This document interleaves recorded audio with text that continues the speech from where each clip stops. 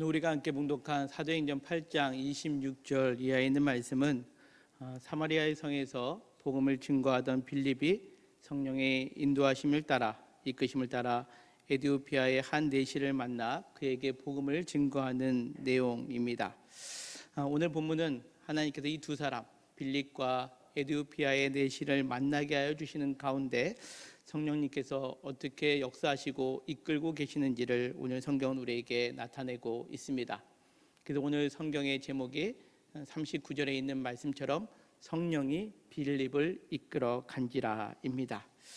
오늘 함께 봉독한 말씀을 보면 26절부터 40절까지 주의 사자, 성령, 주의 영이라는 표현이 등장하는데 이 모든 것들을 우리는 성령님으로 의미하고 말씀을 받아들일 수 있습니다. 그렇습니다. 오늘 본문의 26절부터 40절까지의 내용은 이 두 사람이 만나는 가운데 성령님께서 이끌고 계시다라는 것을 나타내고 있습니다. 먼저 26절은 이렇게 말씀합니다. 주의 사자가 빌립에게 말하여 이르되 일어나서 남쪽으로 향하여 예루살렘에서 가사로 내려가는 길까지 가라 하니 그 길은 광야라라고 말씀합니다. 지금 빌립은 사마리아의 성에 머물러 있습니다. 그리고 그곳에서 우리가 앞서 살펴본 것처럼 놀라운 사역이 이루어지고 있었습니다. 그가 복음을 전파할 때에 사마리아의 사람들이 예수님을 믿고 세례를 받을 뿐만 아니라 우리가 지난주에 살펴본 것처럼 그 사마리아 성의 큰 자라 일컫는 마술사 시몬도 예수님을 믿고 세례받고 빌립을 따르게 되었다라는 거죠. 그런데 이와 같은 큰 부흥의 역사를 경험하고 있는 이때에 주의 사자가 빌립에게 나타나셔서 말씀하신 겁니다. 그 말씀의 내용을 그림으로 정리하면 이렇습니다. 성령께서 빌립에게 보이시죠? 이 사마리아의 땅을 떠나서 남쪽을 향하여 가라 그렇게 말씀합니다. 그리고 그 남쪽으로 가는 길의 목적지는 가사라는 지역이다라는 거죠. 여러분들 요즘에 우리가 이스라엘과 또 팔레스타인 지역에서의 분쟁이 있을 때 가자지구라는 말 혹시 들어보셨습니까? 그 가자지구가 오늘 성경에 나와 있는 이 가사라는 지역의 이름입니다. 그리고 이 가사로 내려가는 길은 어떠한 길이었느냐? 평탄한 길이기보다는 그 땅은 광야다라고 그렇게 말씀하죠. 지도로 보면 이 가사로 내려가는 길은 광야길이고 약 100km 떨어진 곳인데 이 광야의 길은 사람의 인적이 드문 길이었다라는 것을 의미합니다. 하나님께서 큰 사역을 감당하고 있던 빌립에게 명령하셔서 사마리아에 있는 그 모든 사역을 내려놓고 성령의 말씀에 순종하여 성령의 이끄심을 따라 광야길로 내려가게 하셨다라는 거죠. 그 이유를 우리가 26절에서 살펴볼 수 있는데요. 27절에 보니까 일어나 가서 보니 에디오피아 사람 곧 에디오피아 여왕 간다게의 모든 국고를 맡은 관리인 네시가 예배하러 예루살렘에 왔다가 돌아가는 그 장면을 만나게 됩니다. 그가 일어나서 갈 때에는 어땠을까요? 하나님의 큰 일을 감당하고 있었습니다. 그런데 그 일을 내버려 두고 사람이 인적이 드문 광야로 길로 내려가라 했을 때 그것을 우리가 자칫 잘못 생각하면 왜 사역을 멈추게 하지? 라고 생각할 수 있겠지만 빌립은 그 상황 속에서 주의 말씀에 따라 주의 이끄심을 따라 그 광야길로 내려갔음을 의미합니다. 여기서 일어나 가서 보니라고 이렇게 성경은 번역되어 있는데요. 이것을 한글 성경에 우리가 의미로 받아들이면 빌립이 성령께서 말씀하여 주셨을 때 그 말씀을 따라 일어나 가서 보았다라고 그렇게 우리가 해석하며 그 의미를 받아들일 수 있는데 일어나 가서 보니라고 하는 이 보니를 헬라어 원문을 보면 감탄사로 되어 있습니다. 가서 보라라고 하는 내용이죠. 보았더니 어떠한 일이 있었느냐? 하나님께서 왜 나를 이곳에 보내주셨는지를 알게 되었다라는 거죠. 감탄의 내용이 담겨 있는 것, 이것이 지금 빌립이 그 말씀을 따라 그 성령을 따라 가게 되었을 때에 나타나는 모습입니다.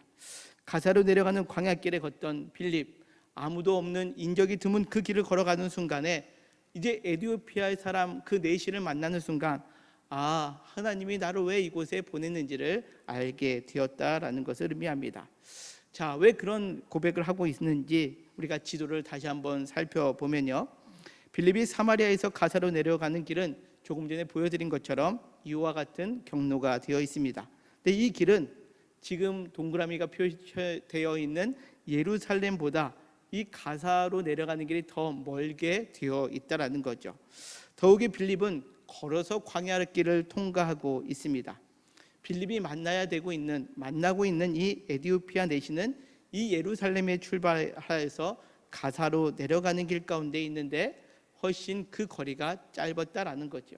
뿐만 아니라 이 에디오피아 내시는 수레를 타고 움직이고 있었습니다.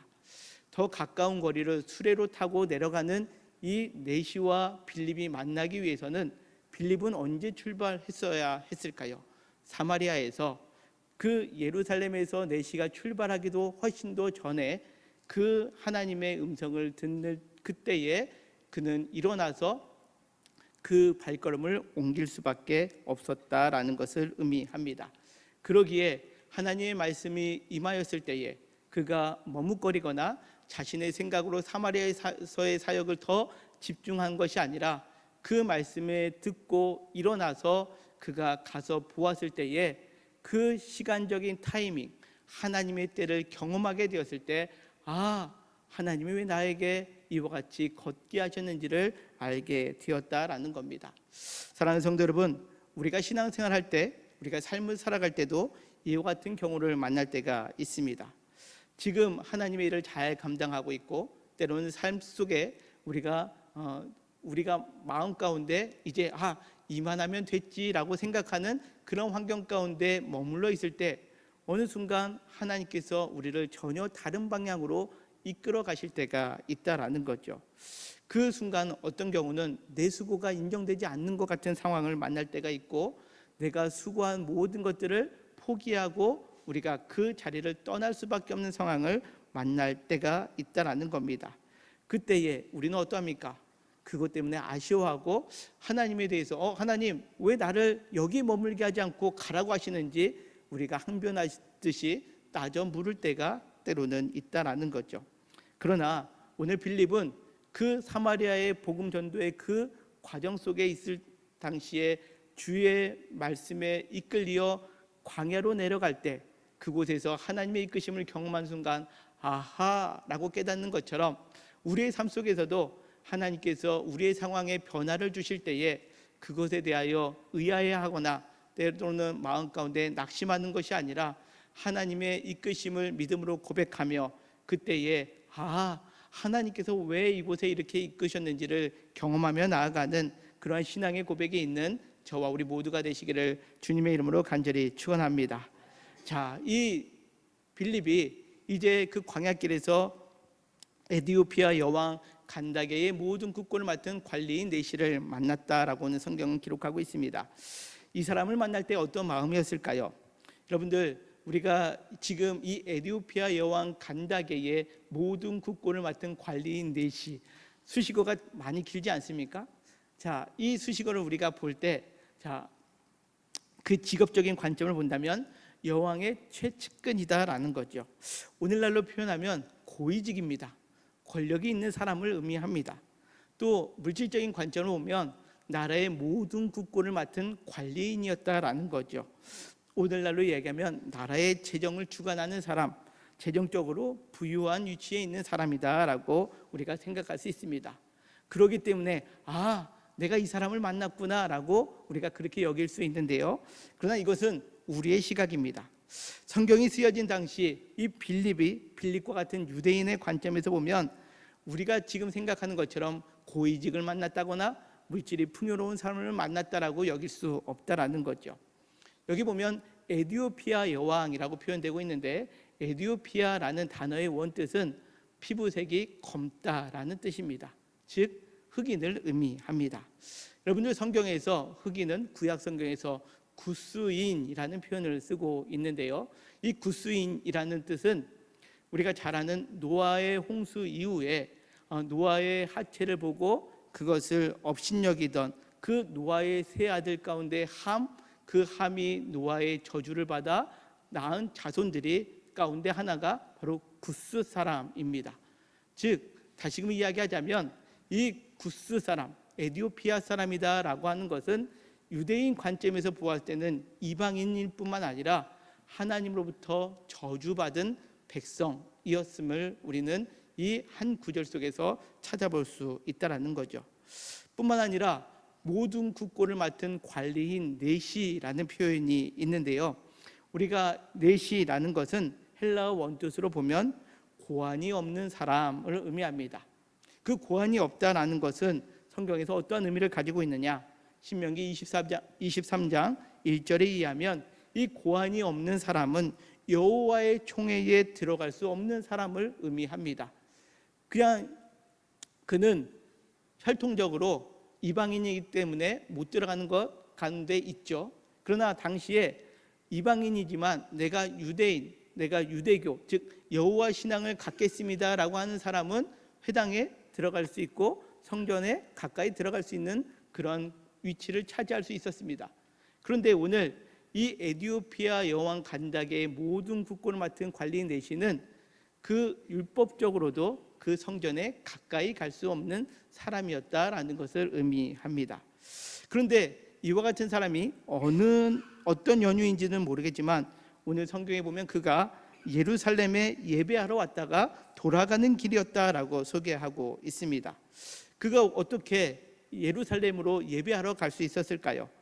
크게 두 가지 견해가 있는데, 그는 흑인이었지만 그의 어머니 또는 그의 조상이 디아스포라 유대인이었기에 그 신앙을 물려받아서 여호와 신앙을 갖고 있었기에 절기를 맞이하여 예루살렘에 예배하러 갔다라는 견해가 있고요. 또 하나는 이 사람은 종교심이 매우 강하였기 때문에 어느 순간에 하나님의 말씀인 성경을 보게 되었고 그 성경 속에서, 구약 성경 속에서 하나님께 제사하는 것이 무엇인지를 알기 위하여 그가 지금 예루살렘에 제사하러 갔다라고 그렇게 보는 견해가 있습니다. 오늘 성경에 보니까 그가 예루살렘에 예배하러 왔다가 돌아가는 길이라고 표현하고 있지만, 그러나 많은 성경학자들은 실제로 이 사람은 예루살렘에 가서 예배드리지 못했다라고 그렇게 보고 있습니다. 왜 그럴까요? 그는 흑인이자 이방인이었기 때문에 그렇습니다.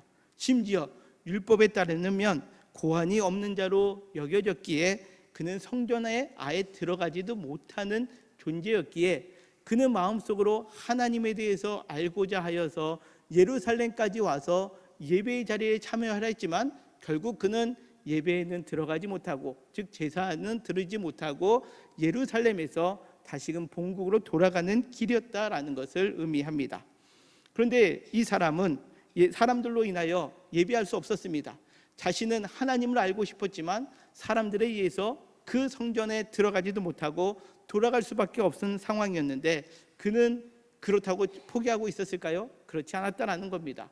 이어지는 28절에 보면 그 돌아가는 길에 수레를 타고 선지자 이사의 글을 읽었다라고 그렇게 성경은 말씀하고 있습니다. 사랑하는 성도 여러분, 우리도 인생을 살아가면서 내가 있어야 되지 않은 것 같은 자리에 있을 때 하나님께서 우리를 그곳에 이끄실 때에 그곳에서 만나는 사람이 오늘 이 에디오피아의 내시와 같이 영적인 갈급한 사람으로 나를 만나게 하여 주시는 그 만남이 있음을 우리는 깨달아야 한다라는 거죠. 이 모든 것들은 내 생각, 내가 우연치 않게 그 사람을 만났다라고 생각하는 것이 아니라 오늘 말씀을 비추어 보면 성령님께서 친히 그 사람을 만나게 해주시고 그 만남을 계획하여 주시고 그 만남 속에 하나님의 역사하심을 이끌고 계시다라는 것을 우리는 고백할 수 있어야 합니다. 그와 같은 일을 어떻게 시작된다고요? 빌립과 같이 하나님이 말씀하실 때 그 자리에서 일어나 가서 볼 때 이와 같은 그 영적으로 갈급한 사람을 만나게 되고 그 자리에서 하나님의 일을 감당할 수 있음을 우리는 기억해야 합니다. 사랑하는 성도 여러분, 올 한 해 우리는 빛된 교회, 소금된 성도라는 표어로 한 해를 보내고 있습니다. 여러분들은 소금된 성도로서 하나님께서 맡겨주신 그 삶의 위치에서 영적으로 갈급한 사람을 만나고 있습니까? 아니면 그 하나님께서 이끄시는 대로 따라가며 내가 있어야 될 곳에서 복음의 증거자로 삶을 살아가고 있었는지를 다시 한번 우리의 삶을 점검해 볼 수 있는 오늘이 예배의 자리가 되기를 간절히 소망합니다. 우리가 순종할 때에 오늘 빌립처럼 그곳에 가서 보니 하나님께서 나를 이끄셨구나라는 그 고백이 우리의 고백이 될 수 있다라는 거죠. 자, 이어지는 29절은 또 이렇게 말씀합니다. 이제 그 에디오피아 내시를 보았고 나서 성령이 빌립더러 이르시되 이 수레로 가까이 나아가라라고 그렇게 말씀합니다. 처음에 말씀드렸듯이 유대인으로서 에디오피아 내시에게 가까이 간다는 것은 부담스러운 일입니다. 왜냐하면 당시 유대인들은 이방인들과 겸상하지도 않았고요, 말도 섞지 아니하였다라고 그렇게 되어 있기 때문에 그렇습니다. 그러다 빌립은 성령께서 그 빌립에게 말씀하였기에 그 성령의 이끄심을 따라 그 수레로 가까이 나아가게 되었다라는 거죠. 우리는 여기서 또 하나의 하나님께서 우리에게 주시는 메시지를 발견할 수 있는데요, 그것은 무엇이냐? 우리는 신앙생활을 하는 가운데 내가 하고 싶은 일이 있고요, 내가 해야 될 일이 있다라는 것을 우리는 생각해 볼 수 있습니다. 우리는 신앙생활하면서 항상 내가 하고 싶은 일에 중점을 둡니다. 내가 기도하고 싶을 때 기도하고, 내가 예배하고 싶을 때 예배하고, 내가 봉사하고 싶을 때 봉사하는 그러한 신앙생활을 영위하기를 좋아합니다. 그리고 그렇게 신앙생활하는 것을 우리는 행복하다라고 말합니다. 그러나 오늘 하나님께서 빌립에게 성령의 이끄심을 통해서 하고 계시는 것은 그가 하고 싶은 일을 주관하게 하시는 것이 아니라 해야 될 일을 하게끔 하고 계시다라는 것을 우리는 기억해야 한다라는 거죠. 성령께서 이끄신 자리가 내가 원하는 그러한 자리, 내가 있고 싶은 그러한 자리가 아니라 지금 내가 해야 되는 자리, 내가 있어야 하는 자리임을 우리가 그 말씀 속에서 깨닫게 된다면 우리가 그 말씀에 순종하고 하나님께서 우리에게 허락해 주시는 내가 해야 할 자리, 내가 있어야 할 자리를 찾고 나아갈 수 있는 저와 우리 모두가 되시기를 주님의 이름으로 간절히 축원합니다. 그때 오늘 30절에 이렇게 말씀합니다. 빌립이 달려가서 선지자 이사야의 글을 읽는 것을 듣고 말하되 읽는 것을 깨닫느냐라고 말하고 있습니다.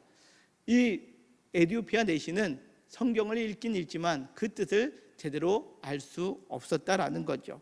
그러기에 빌립이 너 그것을 읽고 지금 깨닫고 있느냐라고 묻고 있을 때에 31절은 이렇게 대답합니다. 지도해 주는 사람이 없으니 어찌 깨달을 수 있겠느냐 하고 빌립을 청하여 수레에 올라 같이 앉으라라고 그렇게 말하고 있습니다. 그가 성경에 대해서 알기를 원하는데 깨닫지 못하는 상황 가운데 있을 때 빌립을 만나니 빌립을 향하여 수레에 올라올 것을 청하고 있다라는 거죠. 사실 이 에디오피아 내시가 이 빌립이 어떤 사람인 줄 알겠습니까? 그런데 그 에디오피아 내시의 마음도 지금 열려 있게 되다 보니 빌립이 그에게 가까이 갈 때 그를 맞이하고 있는 상황까지 이어지게 되었다라는 것을 의미합니다. 성령님께서 이 상대방의 마음을 열어주심으로 인하여 이 또한 성령의 이끌림 바 되어 두 사람이 만나 하나님의 말씀을 주고받게 되는 그러한 놀라운 일이 일어나게 되었음을 오늘 성경은 우리에게 말씀합니다. 그 읽은 성경 말씀이 무엇입니까? 32절, 33절은 이렇게 말씀합니다. 같이 한번 읽겠습니다. 시작. 읽는 성경 구절은 이것이니 일러스되 그가 도살자에게로 가는 양과 같이 끌려갔고 털 깎는 자 앞에 있는 어린 양이 조용함과 같이 그의 입을 열지 아니하였도다. 그가 굴욕을 당했을 때 공정한 재판도 받지 못하였으니 누가 그의 세대를 말하려고 그의 생명이 땅에서 빼앗김이로다 하였거늘. 예, 아멘. 자, 이것은 우리가 잘 아는 이사야서 53장 7절부터 8절까지의 말씀입니다. 여러분들 이사야서 53장은 고난당하는 하나님의 어린 양, 하나님의 종에 관한 예언의 말씀입니다. 이 말씀을 통해서 예수님께서 왜 고난을 당하셨는지, 왜 고난을 당하셨습니까? 우리가 당해야 될 그 죄값을 감당하시기 위하여 예수님께서 친히 고난당하시고 우리를 위하여 책찍 맞으시고 더 나아가 그것을 항변하기보다는 어린 양과 같이 조용함으로 인하여 공정한 재판도 받지 못하고 그 생명을 빼앗기게 되었다라는 것이 이 이사야서 53장에 나와 있는 예수님에 관한 예언의 말씀입니다. 그러기에 이 빌립은 이 말씀을 궁금해하는 이 에디오피아 내시에게 이 말씀으로 시작하여 35절에 보니까 예수를 가르쳐 복음을 전파했다라고 오늘 성경은 말씀합니다. 사도행전에 보면 여러분들 이 복음이라는 단어가 이 사도행전 8장에서부터 시작되고 있는 것을 보게 됩니다. 스데반의 순교로 인하여 교회가 박해를 당하기 시작됐을 때 많은 사람들이 흩어지고 그 흩어진 사람들로부터 전파되고 있었던 것이 바로 이 복음이었다라는 거죠. 여러분들 복음이 무엇입니까? 헬라어로 유앙겔리온이라는 소식입니다. 축복의 소식, 기쁨의 소식이라는 뜻이고요. 영어로 우리가 잘 알듯이 가스펠, 굿뉴스입니다. 좋은 소식입니다. 행복한 소식입니다. 그리고 기쁨의 소식, 복된 소식이다라는 거죠. 근데 이 기쁨의 소식의 핵심은 무엇이라고요? 바로 예수 그리스도시다라는 거죠. 여러분들 에디오피아 내시에게 예수님이 왜 복음이 되었습니까? 그는 하나님에 대해서 궁금했습니다. 그래서 예배드리러 예루살렘까지 갔는데 그곳에서 멸시받았습니다. 예배드리지도 못했고 그는 이방인이기에 또 그는 몸 상태가 그 이스라엘 사람들로부터 저주받았다라고 일컫는 사람이 되었기에 그 자리에 참석하지 못하고 되돌아오는 길을 맞이할 수밖에 없었던 사람이었습니다. 그러나 이제 빌립을 통하여 그런 죄인 되었던 자신이 나를 위하여 십자가에 죽으신 예수님만 믿기만 하면 하나님의 존귀한 자녀가 될 수 있음을 깨닫게 되었다라는 거지요. 이것이 복음이다라는 겁니다.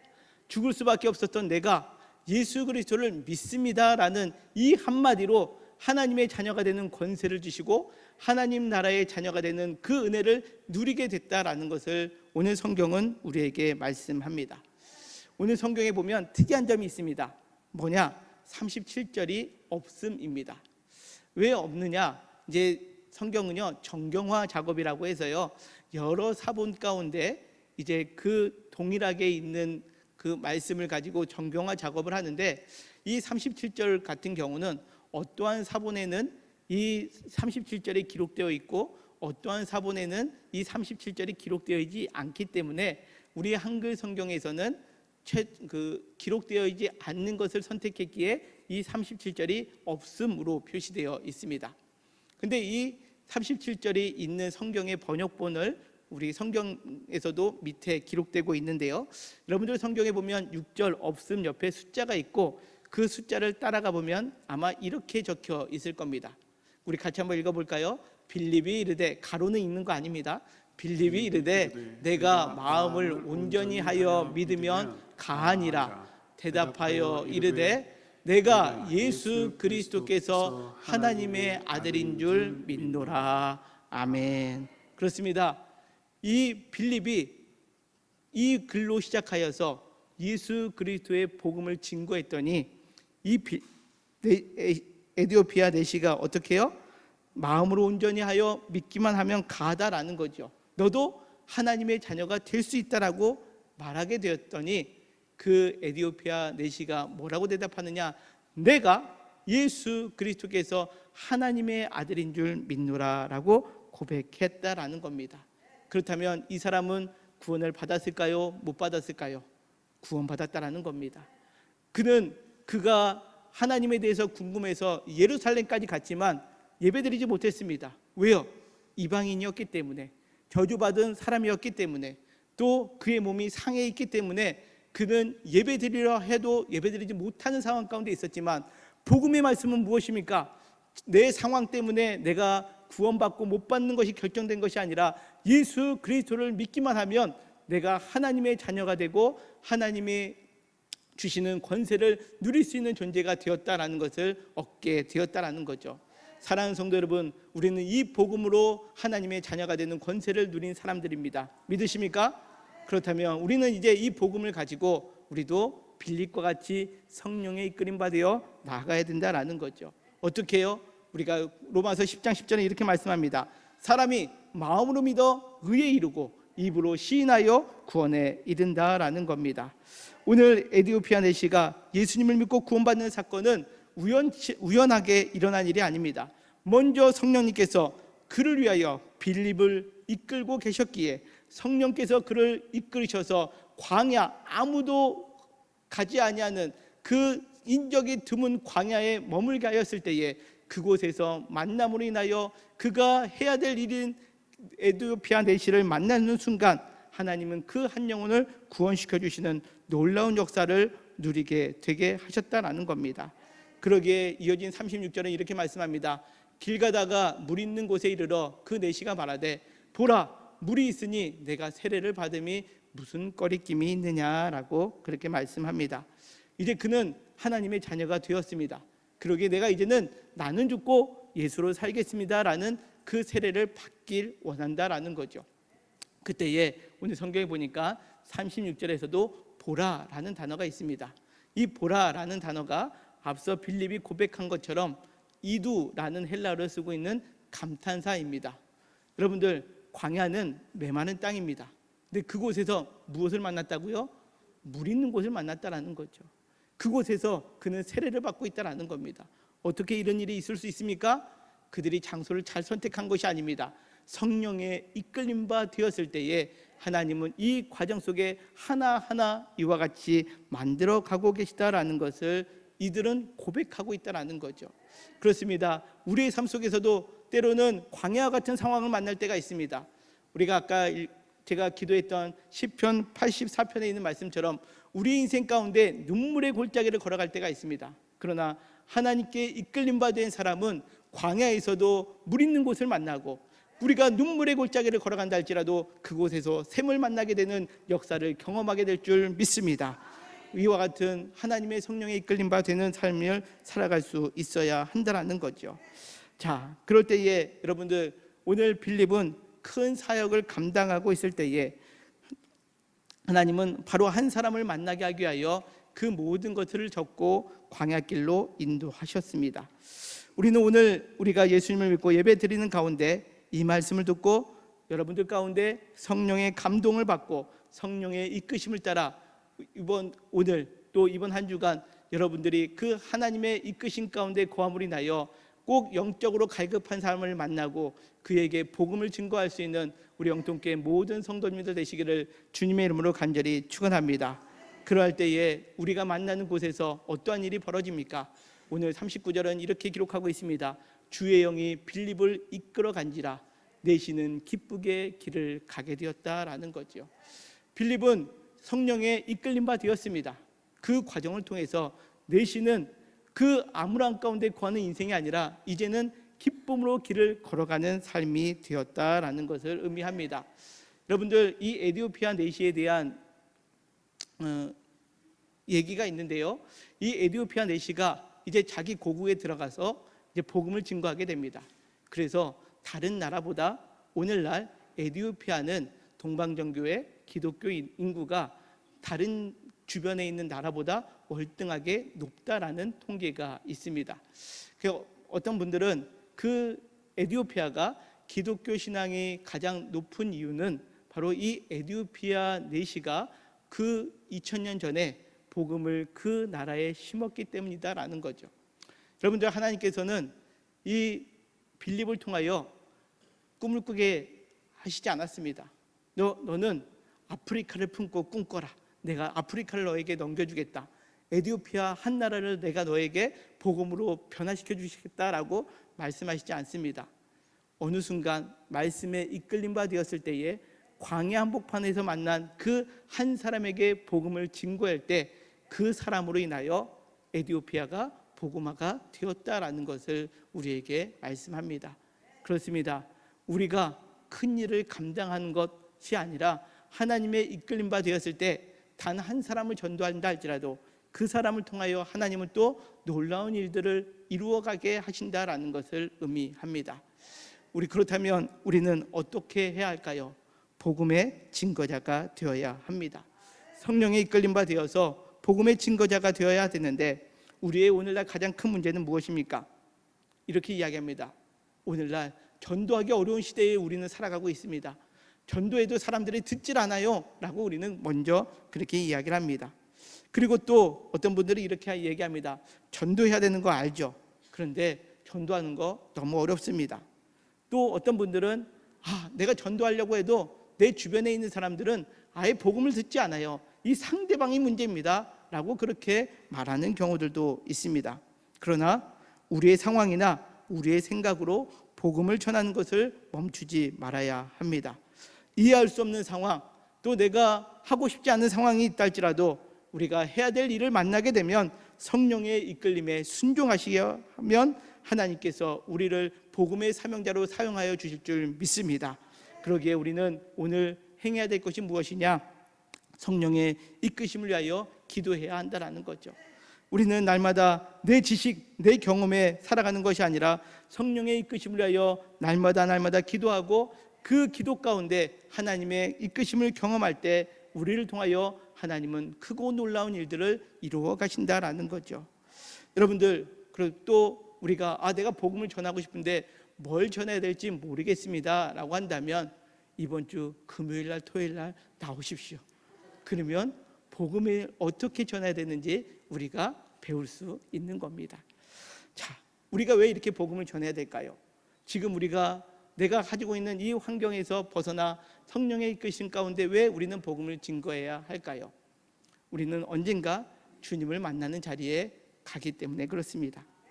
언젠가 우리는 우리를 구하신 주님 앞에 서게 됩니다. 그때에 주님께서 우리에게 묻습니다. 대표적인 말씀이 마태복음 25장에 있는 달란트 비유와 누가복음 19장에 나와 있는 한 문화의 비유입니다. 하나님께서 우리에게는 달란트를 맡겨주셨고 또 누가복음 19장에 나와 있는 것처럼 우리 모두에게 동일한 한 문화씩을 주셨습니다. 제가 예전에 이 한 문화의 비유에 관한 설교를 말씀드릴 때 우리 모두가 동일하게 받은 것이 무엇일까요? 라고 물은 적이 있습니다. 여러분들 혹시 기억나십니까? 달란트는 각자 다릅니다. 어떤 이에게는 많은 달란트, 어떤 이에게는 적은 달란트가 있지만 우리 모두가 동일하게 받은 게 무엇이냐? 바로 우리 한 목숨입니다. 우리 모두는 두 목숨 갖고 살아가는 분 계십니까? 없죠. 모두가 한 목숨 갖고 삶을 살아갈 때에 주님 오시는 그날에 이 한 문화를 가지고 얼마를 남겼는지 주님께서는 그것을 보신다라는 거죠. 누가복음 19장 20절부터 26절에 있는 말씀인데요. 우리 천천히 마지막으로 같이 한번 읽겠습니다. 시작. 또 한 사람이 와서 이르되 주인이여 보소서 당신의 한 문화가 여기 있나이다. 내가 수건으로 쌓아 두었었나이다. 이는 당신이 엄한 사람인 것을 내가 무서워함이라.